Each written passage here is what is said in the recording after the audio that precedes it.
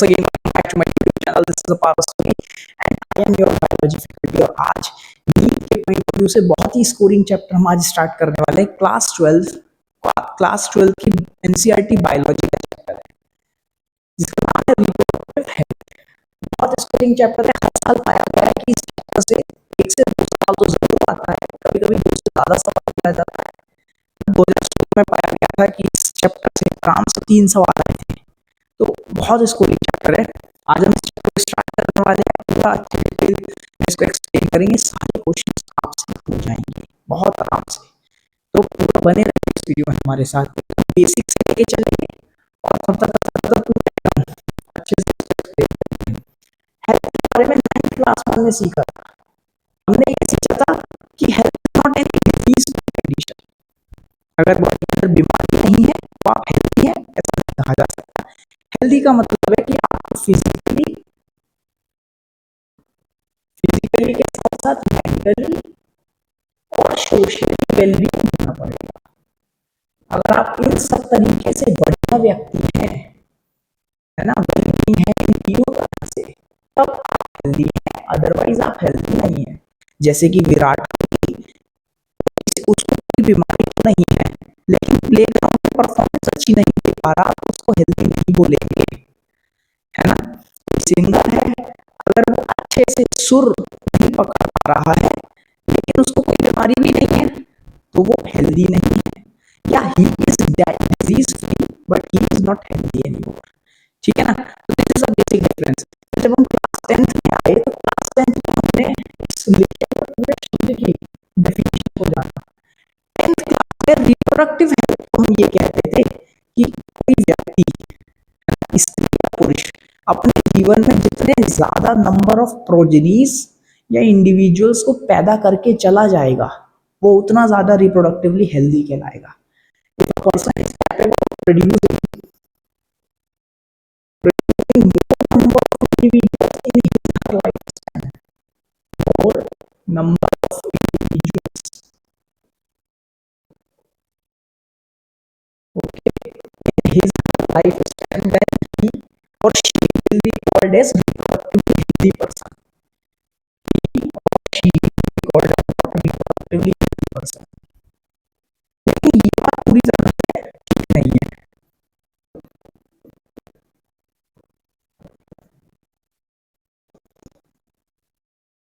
Then he or she will be reproductively healthy. जितना ज्यादा बच्चा पैदा कर सकते हो आप उतने ज्यादा रिप्रोडक्टिवली हेल्दी हो, ये बात कहना कुछ ठीक नहीं लगी हमको, क्योंकि ये तो सबका अपना डिसीजन है। कोई व्यक्ति रिप्रोडक्टिवली हेल्दी हो सकता है लेकिन वो बाय डिसीजन, बाय डिफॉल्ट, अपनी चॉइस से वो ये बोले कि मैं तो अपने जीवन में हाँ कैपेबल तो हूं, चाहे जितने पैदा कर सकता हूं लेकिन मैं नहीं कर रहा। तो यदि किसी व्यक्ति ने अपने जीवन में एक भी बच्चा पैदा नहीं किया बाय चॉइस, तो क्या आप उसे रिप्रोडक्टिवली अनहेल्दी कह देंगे? ये बात ठीक नहीं है। वो रिप्रोडक्टिवली हेल्दी हो सकता है। ठीक है ना। तो ये हमने डेफिनेशन पढ़ी थी इन क्लास 10th। तो इस डेफिनेशन को जरा हम किनारे कर देते हैं छोटा करके। 10th क्लास में हमने ये डेफिनेशन पढ़ी थी। अब इसको भी थोड़ा किनारे कर देते हैं। चलिए,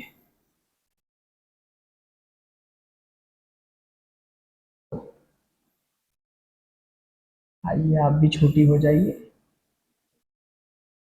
यस।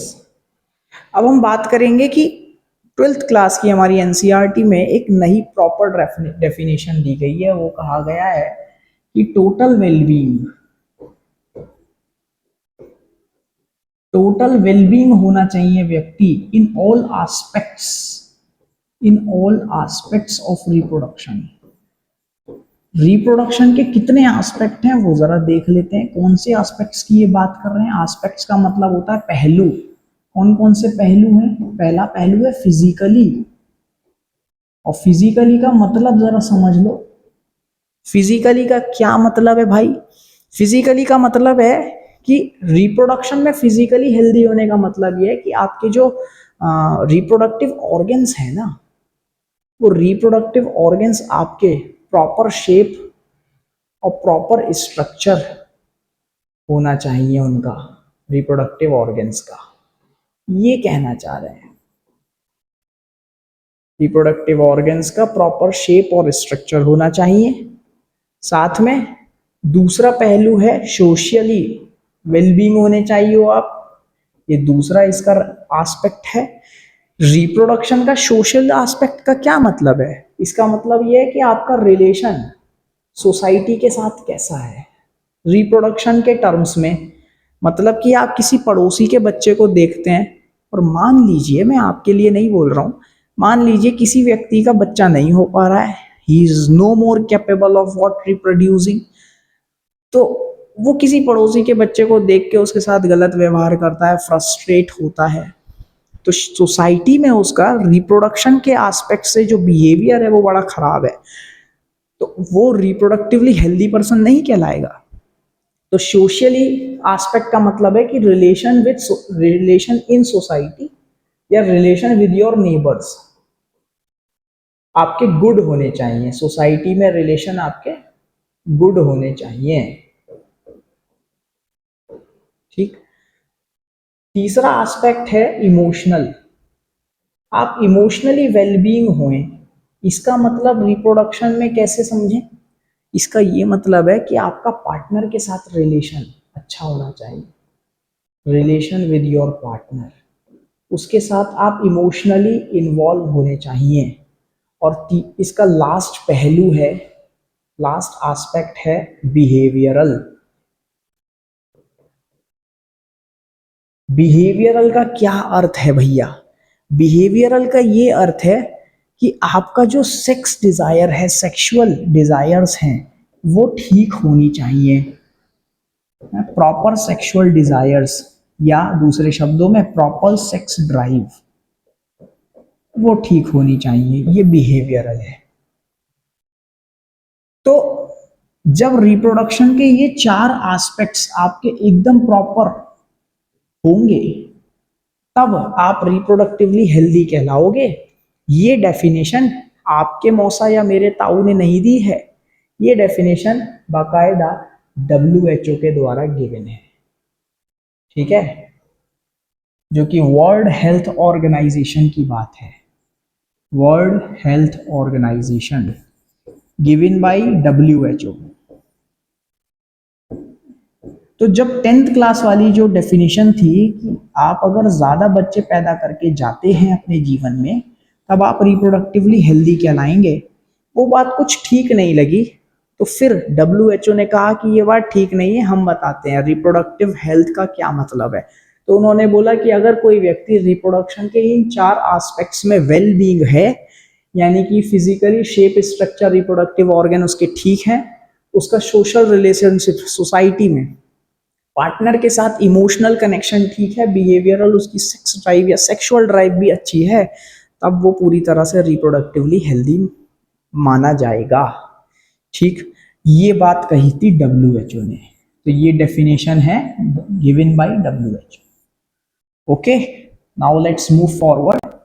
अब हम जरा ये देखते हैं कि इस चैप्टर में हमको पढ़ना क्या क्या है। देखो भाइयों और बहनों, इस चैप्टर के अंदर, पूरे चैप्टर को मैं कंक्लूड करता हूं दो बातों के अंदर। इस चैप्टर में हमें ज्यादा कुछ नहीं पढ़ना, रिप्रोडक्शन से रिलेटेड एरियाज जैसे कि प्रेगनेंसी, एबॉर्शन, है ना, इनफर्टिलिटी।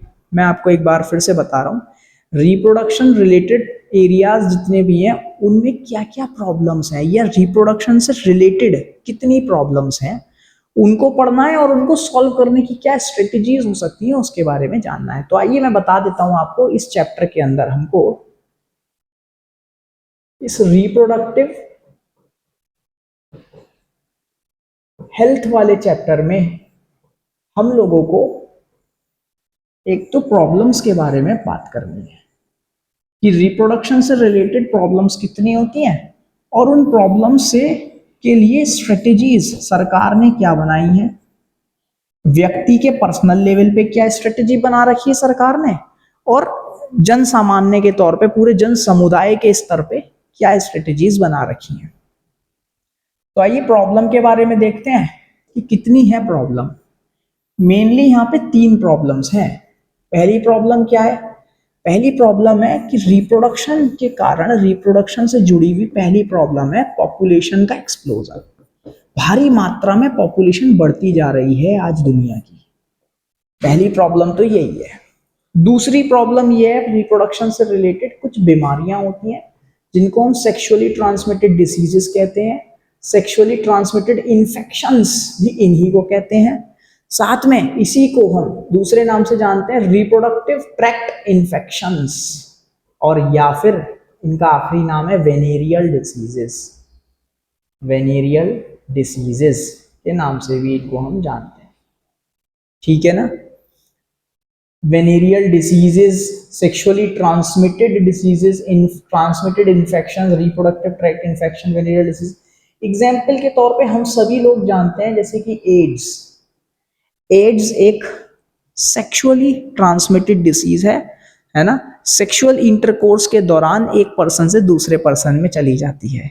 इसके अलावा भी इसके बहुत सारे कारण होते हैं कि ये एक पर्सन से दूसरे पर्सन में जाती है, जिसकी विस्तार से चर्चा हम जब इस सेकंड प्रॉब्लम के बारे में बात करेंगे तब विस्तार से बताएंगे। और तीसरी जो प्रॉब्लम है समाज में वो क्या है? वो है बांझपन, हिंदी में कहते हैं और इंग्लिश में कहते हैं या बायोलॉजी में इसको हम कहते हैं इनफर्टिलिटी। इनफर्टिलिटी बहुत सिंपल सी बात है भैया। Infertility is a physiological situation और physiological condition of the body of any person due to which that person, he or she, is not able to reproduce. The physiological, it's a physiological situation or condition of the body, physiological condition due to which person is not able to reproduce। दोबारा reproduce करने के काबिल कोई व्यक्ति ना रहे या capable ना रहे, काबिल नहीं बोलना चाहिए, थोड़ा सा गाली जैसा लगता है ना? कैपेबल ना रहे तब हम इस सिचुएशन को कहते हैं बांझपन या इनफर्टिलिटी।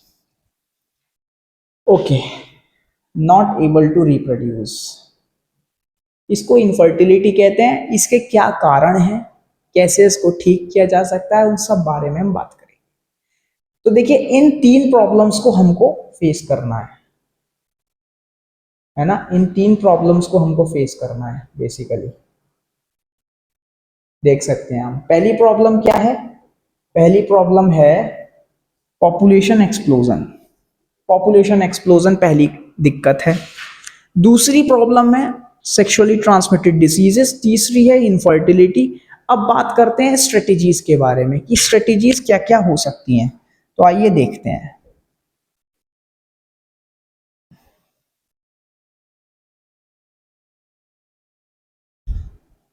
देखिए, मैं आपको ये बताना चाहता हूं कि सरकार के द्वारा स्ट्रेटेजीज क्या हैं। जब हमारा देश आजाद हुआ सन 1947 में, तो 47 के 4 साल के बाद में इन द ईयर 1951 एक जी समिट हुआ। उस जी समिट में हमारे देश के पहले प्रधानमंत्री जवाहरलाल नेहरू जी गए और उन्होंने उस जी समिट में जब पॉपुलेशन एक्सप्लोजन के ऊपर इस टॉपिक पे बात हुई तो उन्होंने सबसे पहले हाथ उठा के ये कहा कि मैं अपने देश भारत में फैमिली प्लानिंग को इंट्रोड्यूस करूंगा। तो 1951 के अंदर India was amongst the first country. India was amongst, amongst का मतलब उन बहुत सारी पहली कंट्रीज में से जिन्होंने ये फैमिली प्लानिंग स्टार्ट करी, उन बहुत सारी कंट्रीज में से इंडिया भी एक थी। Was amongst the first countries. तो ये वाली बात ध्यान रखना, is not the first country. India पहली कंट्री नहीं है भैया। इंडिया उन बहुत सारी कंट्रीज जिन्होंने ये काम सबसे पहले स्टार्ट किया था उनमें से एक है। Amongst the first countries to start family planning.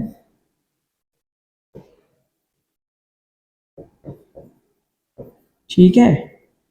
और फैमिली प्लानिंग के तौर पे इंडिया में जवाहरलाल नेहरू जी ने एक प्रोग्राम चालू किया जिसका नाम था आरसीएच प्रोग्राम, और दूसरे शब्दों में इसको हम बोलते थे full form reproductive and child health care programme. इन्होंने फैमिली प्लानिंग के तौर पे एक प्रोग्राम स्टार्ट किया, आरसीएच रिप्रोडक्टिव। इसमें रिप्रोडक्शन से रिलेटेड हेल्थ के बारे में केयर प्रोवाइड की जाती थी, रिप्रोडक्शन, रिप्रोडक्टिव और चाइल्ड हेल्थ, और होने वाले बच्चे की हेल्थ के बारे में भी प्रोवाइड की जाती है, चाइल्ड हेल्थ केयर प्रोग्राम्स। ये इन्होंने स्टार्ट किया, ठीक, ये प्रोग्राम इन्होंने स्टार्ट किया। अब इस प्रोग्राम के दो मोटिव थे भैया। पहली बात कि रिप्रोडक्शन से होने वाली जो समस्याएं थी, जो मैंने आपको पहले बताई थी, पॉपुलेशन का एक्सप्लोजन, है ना, जो मैंने आपको पहले बताई कि पॉपुलेशन का explosion, sexually transmitted disease, venereal disease, और ये इनफर्टिलिटी, एक दो तीन, नंबर 3 यहां पे हम लिख सकते हैं। ये जो तीन समस्या थी, इन तीन समस्याओं के बारे में लोगों को जागरूक करना, ये पहला मोटिव था इस आरसीएच प्रोग्राम का। इस आरसीएच प्रोग्राम के दो मोटिव थे।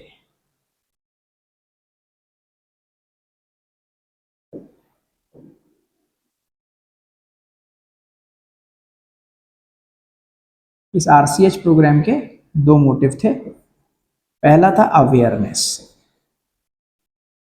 अवेयरनेस प्रोवाइड करनी थी इन तीनों चीजों के बारे में। इसके बारे में जन सामान्य को अवेयर करना था कि भैया पॉपुलेशन बहुत बढ़ रही है, ध्यान रखो। उनको पॉपुलेशन रोकने के तरीके बताने थे। सेक्सुअली ट्रांसमिटेड डिजीज के बारे में अवेयर करना था। इनफर्टिलिटी के बारे में अवेयर करना था। इनफर्टिलिटी से रिलेटेड बहुत सारी भ्रांतियां लोगों के मन में थी। लोग ये सोचते थे कि इनफर्टिलिटी मतलब एक बहुत ही निम्न स्तर की बात है। सेक्सुअली ट्रांसमिटेड डिजीज बहुत लोगों को जानकारी नहीं थी, कितने लोग इन बीमारियों से अफेक्टेड होके मरने लग जाते थे। लोगों को ये नहीं पता था कि जो सेक्सुअली ट्रांसमिटेड डिसीज जैसे कि एड्स है, ये केवल इन्फेक्टेड पार्टनर के साथ या मल्टीपल पार्टनर के साथ इंटरकोर्स करने से ही नहीं फैल रही है। इसके अलावा ये कभी कभी इनोसेंट लोगों के मतलब इनोसेंट लोगों को भी हो जाती है due to blood transfusion from a infected person. किसी इन्फेक्टेड पर्सन से खून चढ़वा लिया बॉडी के अंदर तो भी हो जाती है, तो इसमें उसका क्या दोष है ना। तो इन सब बातों के बारे में अवेयर करना इसका एक मोटिव था। इसके दो मोटिव थे, यहां हम लिख रहे हैं मोटिव्स। तो पहला मोटिव था लोगों को जागरूक करना इन तीन विषयों पर, और दूसरा जो हमारा मोटिव था इसका वो ये कि धीरे धीरे रिप्रोडक्टिवली हेल्दी सोसाइटी को बनाना।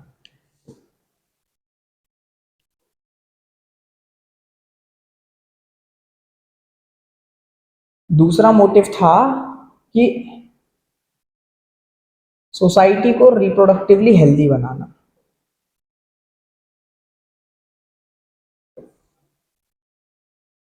Achieving reproductively healthy society. देखिए थोड़ा सा डिले हो जाता है मेरे को, अगर आप लोगों को और जल्दी जल्दी सुनना है तो आप स्पीड बढ़ा सकते हैं इसकी, है ना। मैं इसको लिख रहा हूं तो लिखने में थोड़ा सा टाइम वेस्ट हो जा रहा होगा, आप लोगों को लग रहा होगा कि यार कितना स्लो पढ़ा रहे हैं। मैं स्लो नहीं पढ़ा रहा हूं, अगर आपको और फास्ट अच्छे से पढ़ना है तो आप इसकी स्पीड बढ़ा सकते हो। तो achieving reproductively healthy society, society को हेल्दी बनाना और अच्छी रिप्रोडक्टिवली हेल्दी सोसाइटी को प्राप्त करना, ये इसके दो मोटिव थे, ठीक है ना। अच्छा एक बात बड़ी सिंपल सी है कि अवेयरनेस क्रिएट करके ही हम रिप्रोडक्टिवली हेल्दी सोसाइटी को प्राप्त कर सकते थे। अवेयरनेस क्रिएट करके ही हम इसको प्राप्त कर सकते हैं। अगर हम अवेयरनेस करेंगे तो awareness leads to reproductively healthy society, awareness से ही हो जाएगी, ठीक है। तो अवेयरनेस के क्या क्या तरीके हैं, आइए जरा इस बारे में बात करते हैं। अवेयरनेस के क्या क्या तरीके हैं।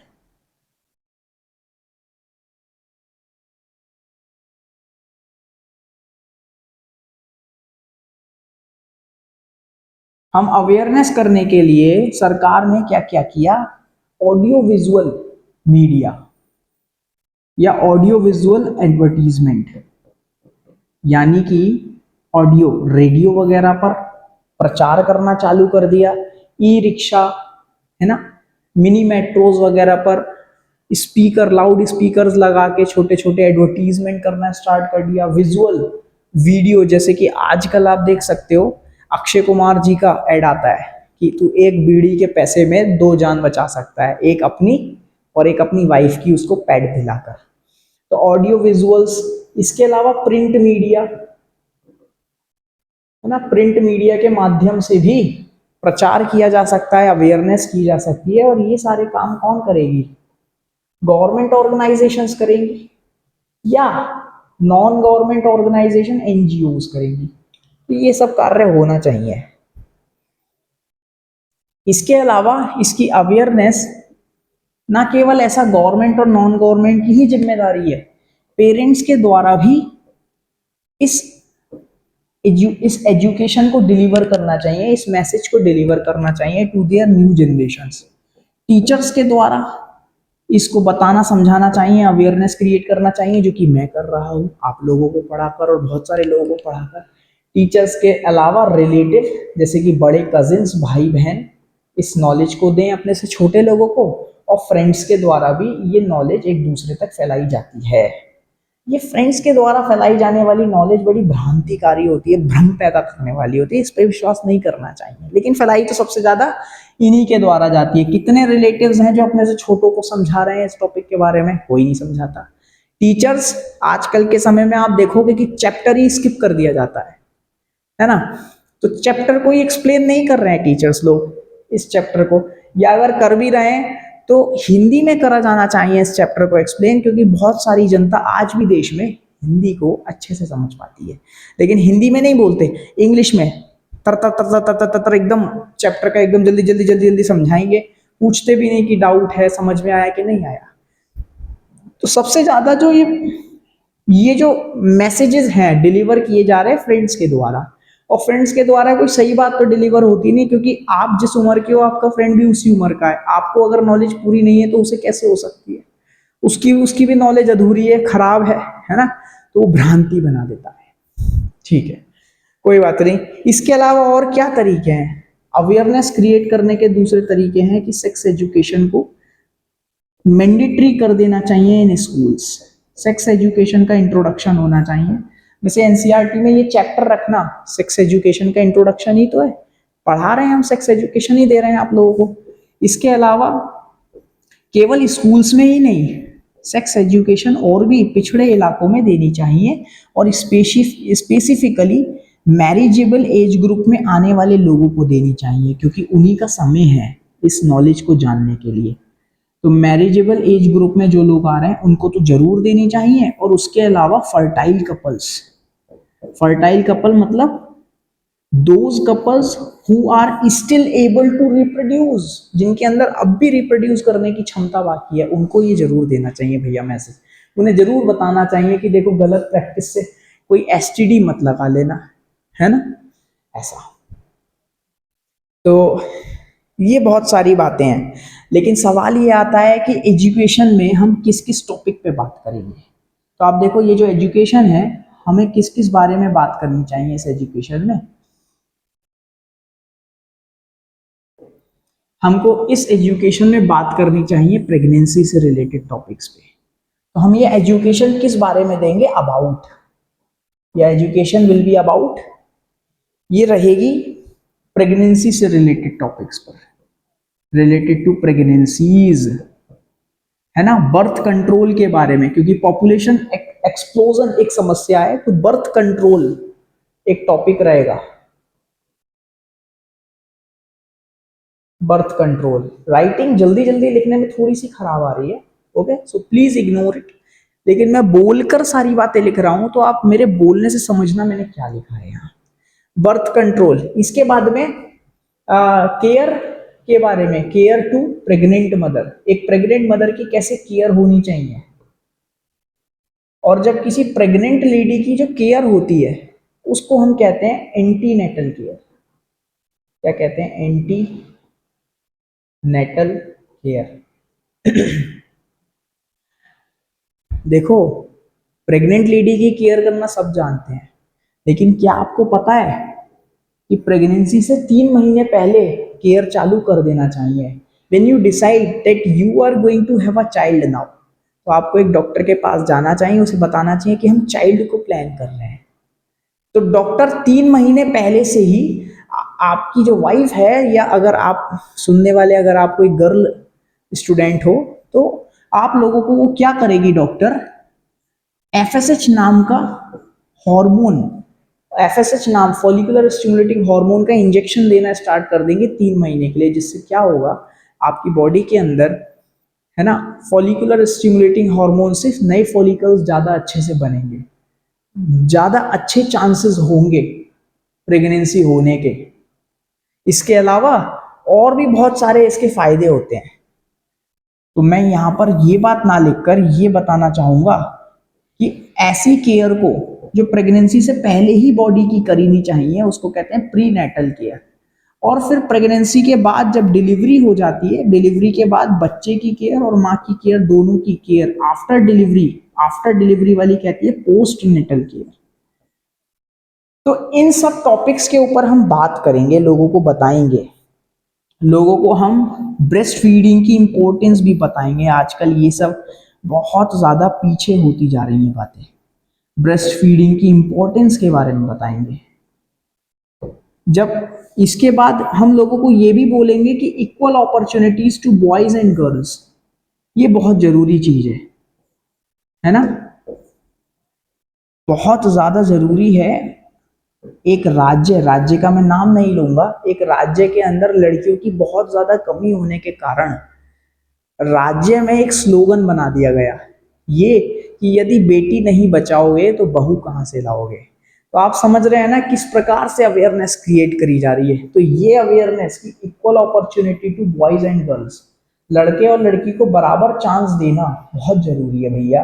क्योंकि यदि लड़की नहीं बचाओगे या बेटी नहीं बचाओगे तो बहू कहां से लाओगे, है ना।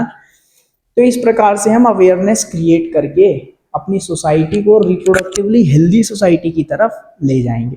ये सारी आप अवेयरनेस क्रिएट करो और रिप्रोडक्टिवली हेल्दी सोसाइटी की तरफ आप ले जाओगे अपनी सोसाइटी को। एक बार फिर से देखेंगे क्या क्या अवेयरनेस है। भैया अवेयरनेस कैसे की जा सकती है, audio visual, print media, government organisation, non government organisation के द्वारा, पेरेंट्स के द्वारा अवेयरनेस की जा सकती है, teacher, relative, friends. Sex education को इंट्रोड्यूस कीजिए। उसके बाद में एजुकेशन, मैरिजेबल ग्रुप को और फर्टाइल कपल को ज्यादा एजुकेट कीजिए, वो बहुत जरूरी है। एजुकेशन किस बारे में होनी चाहिए, प्रेगनेंसी से रिलेटेड एजुकेशन होनी चाहिए, है ना। Birth control, care to pregnant mother की कैसी केयर होनी चाहिए, जिसको एंटीनेटल केयर कहते हैं। इसके बाद में प्री नेटल केयर, पहले प्रेगनेंसी से पहले की केयर होनी चाहिए, प्रेगनेंसी के बाद वाली केयर होनी चाहिए, ब्रेस्ट फीडिंग की क्या इंपॉर्टेंस है वो बताना चाहिए, equal opportunity to boys and girls, इस बारे में लोगों को अवेयर करना चाहिए। और ये सारी जब आप अवेयरनेस कर दोगे तो ultimately this awareness will lead to reproductively healthy society. अपने आप ही आपकी सोसाइटी धीरे धीरे रिप्रोडक्टिवली हेल्दी होती चली जाएगी। लेकिन एक बात बताइए, क्या केवल 100-150 लोगों की भीड़ इकट्ठी करके जन सामान्य में ये सब ज्ञान देने मात्र से सोसाइटी हेल्दी हो जाएगी? यदि मैं 150 लोगों को बैठाऊं और बड़ी बड़ी बातें करूं कि देखिए ऐसा कर देंगे, जैसे पॉलिटिकल पार्टी में जो पॉलिटिशियंस होते हैं वो ऐसा करते हैं कि भैया देखिए आलू लगा देंगे, सोना बना देंगे, इस तरीके की अगर बातें करेंगे तो क्या केवल ये बातें करने से सोना बन जाएगा आलू से? नहीं बनेगा। लेकिन यदि कोई भी ज्ञान देने के बाद में हम उसका प्रैक्टिकल एप्लीकेशन लोगों को सिखाएं, हाथ पकड़ पकड़ के उनके करके दिखाएं कि देखो ऐसे होता है, ऐसे होता है, आओ इधर आओ, हम उनको इंफ्रास्ट्रक्चरल फैसिलिटीज प्रोवाइड करें, उनके गांव में जाकर एक हॉस्पिटल बना दें, उनको पकड़ पकड़ के ले जाएं, उनको फ्री में मटेरियल प्रोवाइड करें, कंट्रासेप्शन के मेथड्स उनको सिखाएं, तब लोगों का इंटरेस्ट बनेगा। लेकिन अगर हम एक वैन में शहर से बैठ के गांव में जाएं और वहां पे लोगों की भीड़ में सबको एक एक समोसे के लालच में बुलाएं और सिर्फ बड़ा बड़ा ज्ञान बोल दें कि ऐसा करना चाहिए, वैसा करना चाहिए, ये होना चाहिए, वो होना चाहिए, तो क्या इससे कुछ होगा? कुछ नहीं, लोग समोसा खाएंगे, कान बंद करके तुम्हारी बात को सुनेंगे, उसके बाद अपने घर चले जाएंगे। उसके बाद तुम भी अपनी गाड़ी में वैन में बैठ के वापस हॉस्पिटल या घर चले जाओगे। ये सोचना, कुछ नहीं होने वाला। तो क्या करना पड़ेगा? इम्प्लीमेंटेशन। ये अवेयरनेस अकेले रिप्रोडक्टिवली हेल्दी सोसाइटी को लीड नहीं करेगा, उसका इम्प्लीमेंटेशन लीड करेगा। You have to implement all this information, है ना? इसको आपको इम्प्लीमेंट करना पड़ेगा। इट्स इम्प्लीमेंटेशन, और इम्प्लीमेंटेशन किस प्रकार होगा वो देखते हैं। Its implementation will leads to reproductively healthy society. लेकिन इम्प्लीमेंटेशन के लिए कुछ रिक्वायरमेंट होंगी, वो रिक्वायरमेंट को देखते हैं जरा। उससे पहले हमको ये सारी चीजों को थोड़ा छोटा करके किनारे करना पड़ेगा।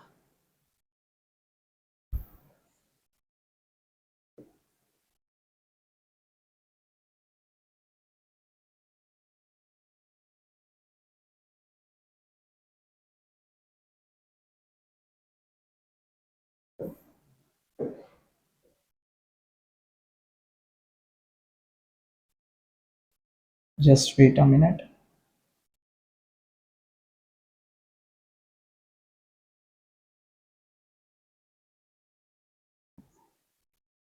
ये ठीक है।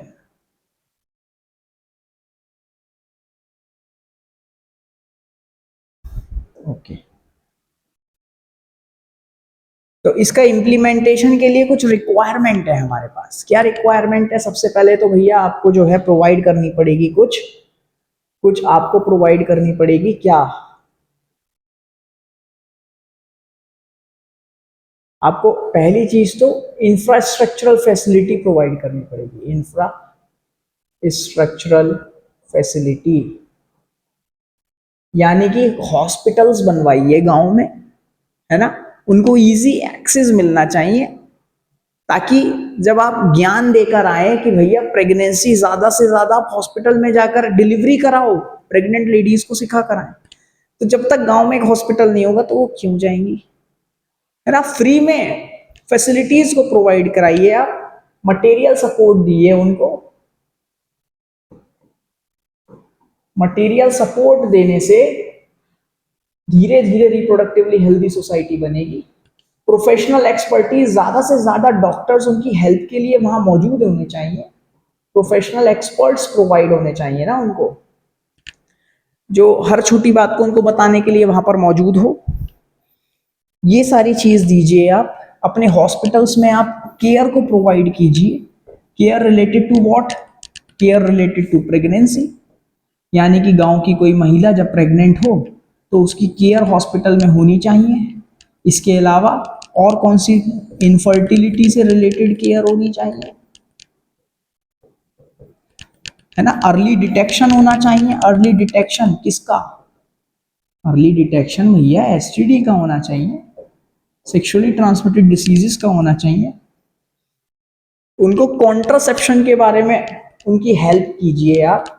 कॉन्ट्रासेप्टिव मेथड्स उनको, या कॉन्ट्रासेप्टिव से रिलेटेड जो मटेरियल है, कॉन्ट्रासेप्टिव मेथड्स जो हैं, बैरियर मेथड टाइप्स, वो उनको फ्री में प्रोवाइड कीजिए आप।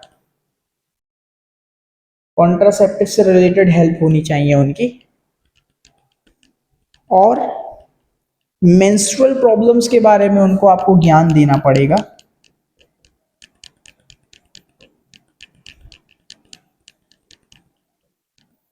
ये सारी चीजें आपको करनी पड़ेंगी। टाइम टू टाइम नए इनोवेशंस लेकर आने पड़ेंगे, नई टेक्निक्स इवॉल्व करनी पड़ेगी, रिसर्चेस करनी पड़ेंगी।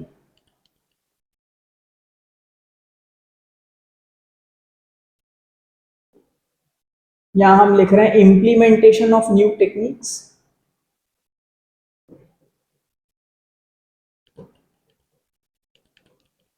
New techniques and technologies plus researches on various new topics related to researches on reproduction related areas। और रिप्रोडक्शन रिलेटेड एरियाज कौन से हैं भैया? एरिया वही हैं प्रेगनेंसी है, कंट्रासेप्शन है, इनफर्टिलिटी है, सेक्सुअली ट्रांसमिटेड डिजीज है, these are the areas related to reproduction. तो उन पर रिसर्चेज होनी चाहिए, researches on reproduction related areas. इसके अलावा मैसिव चाइल्ड इम्यूनाइजेशन, गांव के बच्चों का भारी मात्रा में इम्यूनाइजेशन, टीकाकरण आप कराओ। ये सारी चीजें जब करोगे तब रिप्रोडक्टिवली हेल्दी सोसाइटी बनेगी। मैसिव चाइल्ड इम्यूनाइजेशन,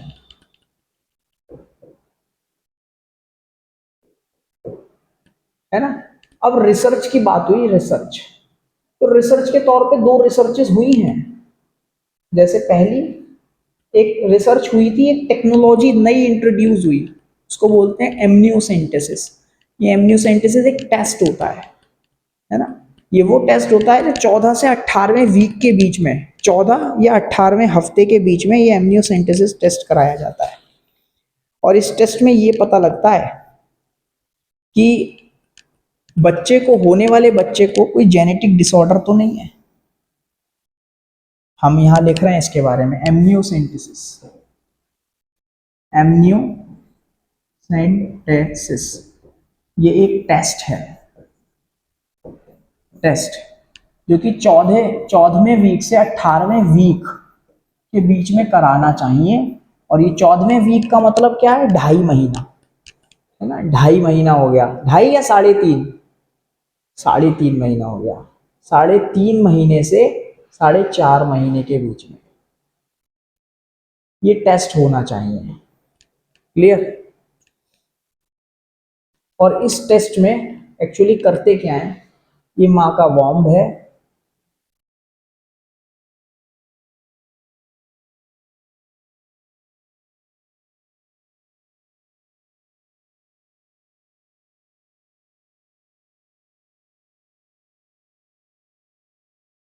ये इसके अंदर प्लेसेंटा है, और प्लेसेंटा में यहां पर ये बच्चा है, ये बच्चा है। अब देखिए, प्लेसेंटा और एम्ब्रियो के बीच में एक फ्लूइड होता है, यहाँ पे एक फ्लूइड फिल होता है, इसको थोड़ा बड़ा कर लेते हैं। इसके अंदर एक फ्लूइड होता है,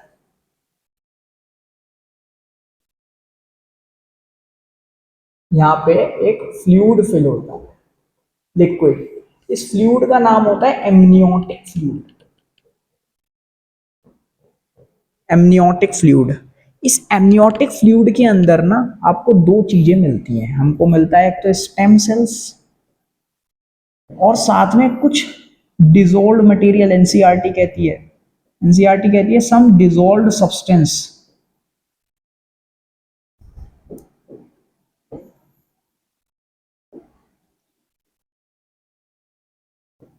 सम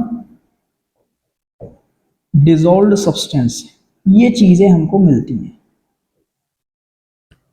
इन स्टेम सेल्स और डिजोल्व सब्सटेंसेस को हम क्या करते हैं, इनको हम एनालाइज करते हैं, इनकी स्टडी करते हैं। और इनकी स्टडी से हमको दो बातों के बारे में पता लगता है। एक तो पहली बात, इसकी स्टडी में होता क्या है, इसकी स्टडी में हम पढ़ते हैं क्रोमोसोम्स के पैटर्न को। क्योंकि स्टेम सेल, सेल का न्यूक्लियस होगा, न्यूक्लियस के अंदर क्रोमोसोम मिलेंगे, तो क्रोमोसोम के पैटर्न की स्टडी होती है, study of chromosomal pattern of the foetus. Foetus के क्रोमोसोम के पैटर्न की स्टडी करते हैं। और पैटर्न की स्टडी से हमको दो बातों का पता लगता है। क्या क्या है वो दो बातें? पहली बात है, उसके सेक्स का डिटर्मिनेशन आसानी से हो जाता है, क्योंकि हम सब जानते हैं कि 23 पेयर में से जो 23वां आखिरी वाला पेयर है वो सेक्स क्रोमोसोम होता है। और जब हम क्रोमोसोम की स्टडी कर रहे हैं तो 23वां पेयर का पता नहीं चल पाएगा क्या? चल जाएगा। उससे ये भी पता लग जाएगा कि whether the girl is male और फीमेल, यानी कि लड़का है या लड़की है। और दूसरी, जब हम क्रोमोसोम के बारे में पढ़ रहे हैं तो जेनेटिक डिसऑर्डर्स के बारे में पता लग जाएगा। यदि बच्चे के अंदर, होने वाले बच्चे के अंदर कोई जेनेटिक बीमारी है तो उसके बारे में पता लग जाएगा। और कौन सी 3 बीमारियों के बारे में अक्सर पता लगता है हमको? क्योंकि हमारे नीट के सिलेबस में 3 जेनेटिक डिसऑर्डर्स हैं। पहला है डाउन सिंड्रोम, डाउन सिंड्रोम जो कि 21 क्रोमोसोम की ट्राइसोमी की वजह से होता है। दूसरा है हीमोफीलिया, तो हीमोफीलिया, इस हीमोफीलिया के बारे में हमको पता लग जाएगा। और तीसरा नेक्स्ट, इसके तीसरा जो है वो कौन सा है, सिकल सेल अनीमिया।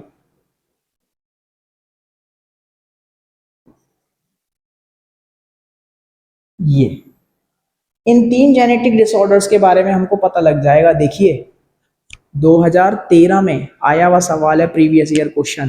क्वेश्चन ये था कि एमनियोटिक फ्लूइड, एमनियो या फिर दूसरे शब्दों में एमनियोसेंटेसिस से कौन सी बीमारी के बारे में पता नहीं लग सकता।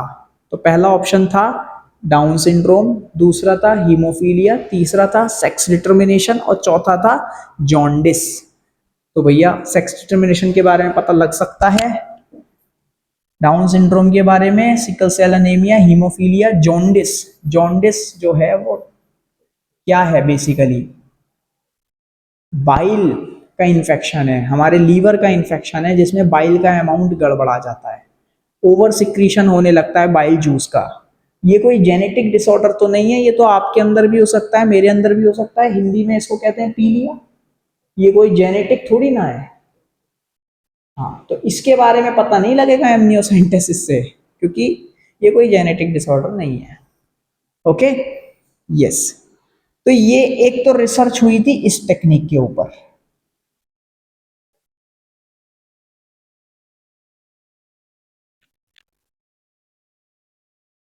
तो अभी जो है लाइट जा चुकी है, पता नहीं कब हम कब रिकॉर्ड कर पाएंगे। सो आज इस वीडियो को यहीं बंद करते हैं और बाद में बात करेंगे अगले वीडियो में आगे के पार्ट।